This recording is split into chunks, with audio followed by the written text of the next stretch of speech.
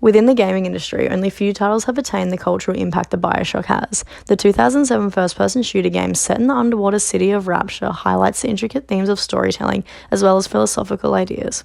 Within BioShock, the normalization of ethically debatable behavior as well as themes of violence is significant throughout its narrative gameplay. It encourages players to participate in morally questionable decisions, desensitizing them to graphic violence while blurring the lines of goodness. BioShock utilizes incentives to motivate players and test their sense of morality in situations of desperation. While throughout the game the player is required to make countless decisions, the most relevant is regarding the Little Sister characters.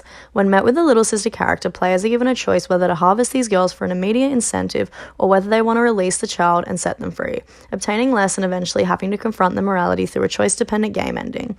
Although Little Sisters are depicted as young girls who steal a vital substance called Adam from corpses, due to their youthful appearance, players are found questioning how to proceed.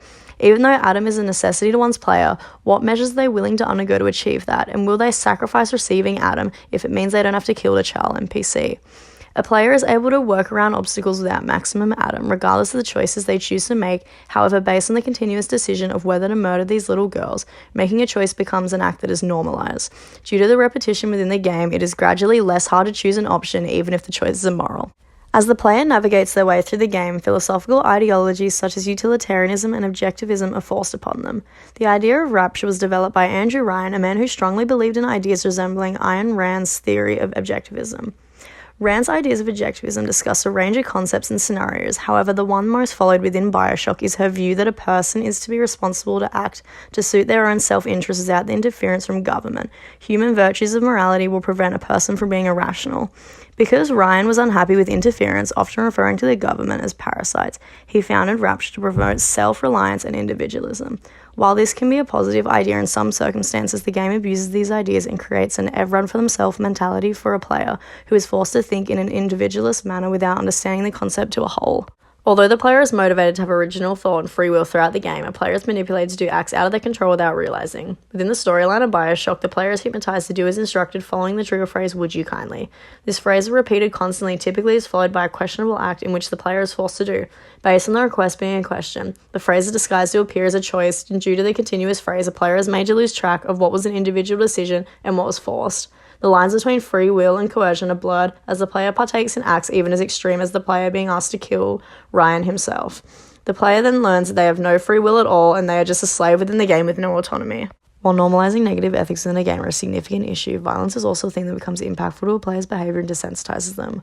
BioShock demonstrates a range of gruesome acts, particularly when harming a Splice NPC. As a player, you're able to harm Splice in countless ways, including burning, electrocuting, using telekinesis through weapons, and more. As the game progresses and players have potentially had to respawn, they learn more gruesome methods to damage Splices quicker to prevent them taking damage themselves. Regardless of the fact that Splices cry out and scream in pain when harmed, because Splicer battles are so frequent, a player becomes desensitized to the realistic feel they possess due to the Splice's dramatic reactions. While it is true that Splice have a monstrous vibe that may make them more appealing to harm, the Little Sisters endure similar treatment as explained previously and gain less sympathy from players as frequent interactions occur. With enough repetition, gameplay becomes somewhat boring and violent factors that were once grotesque and suddenly seen as normal. BioShock not only provides violence for no cause, but creators have also utilized violence for a means to achieving goals to progress. Players are first introduced to violent behavior by manipulating them to justify their kills and to thinking that these actions are a necessity to reaching goals. An example of this occurs through Atlas's storyline. Atlas convinces the player that he is in need of you to save his family. Naturally, you believe that due to the Splices being quick to retaliate, they are what's stopping you, and attacking them seems reasonable. Later, the player is instructed to kill the founder of Rapture, as he is who murdered Atlas's family, but somehow needed you to save them just earlier. Not only is the player losing sight of what's truthful, but they also lose view of morality, as by the time they recognize the manipulation, they have already been influenced and have partaken in violent actions without second thought. Once impacted to a certain degree, player behavior perception is hindered. Based on the combination of unethical decisions paired with violent themes as well as the manipulation from NPCs, player perception is obstructed. BioShock is a game that those who have played would say creates feelings of desperation to survive, and they act irrationally to sustain their needs. Players are pushed further into survival mode due to the betrayals they face because of the NPC's manipulation and not knowing who is trustworthy. The player proceeds in an on-edge manner and is unable to completely dissociate from the game based on the consequences of their unethical actions. Naturally, the player will do unspeakable things if it means they can fulfill their sole objective, make it out alive. This links back to the ideas of objectivism and individualism, demonstrating that as much as a player may want to believe they are different from those within Rapture and their closed-minded views, desperation makes them just as morally wrong. In the end, the player is no different to a citizen of the city, and the game skillfully positions the player to eventually fit into the regulations of Rapture and possess individualist qualities. It is evident that BioShock's use of philosophy and ethical decision-making is impactful towards the player and creates an immersive feel. Due to the game's ethical problems paired with the learned ideas of objectivism, players are compelled to label survival as well as self-benefit as the number one priority.